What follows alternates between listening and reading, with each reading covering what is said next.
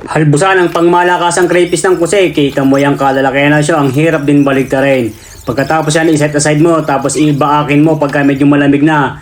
Mag-isa na tayo ng ating sibuyas at bawang sa ating butter. Yan, imekos-mekos mong walang humpay. Pagkatapos yan, ilagay mo na yung ating crayfish. Kita mo yung kalalaki. Ang laki ng aking lutuan, hindi pa magkasya. Lagyan mo ng white wine. Pagkatapos, ground black pepper. Tapos yan, takloban mo hanggang sa ito ay magsabaw-sabaw. Pagkatapos, lagyan mo na ng ating Sprite. Bali 1 litrong Sprite yan. Takpe. Pagkatapos, kita mo yung itsurang yan. Itsura pala, yummy na. Paano siya? Iset aside mo.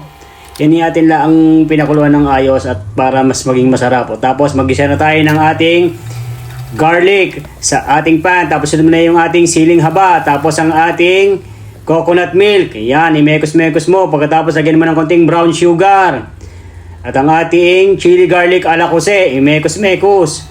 Mekos lang na mekos. Lagyan mo ng smoked paprika, ground black pepper. Ayan, haluin mong mabuti.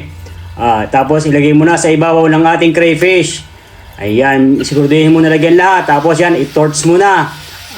Kita mo yan Presentation pa lang yummy na siya. Paano? Tikme ng maintindihan ang crayfish special ala kose. Yummy!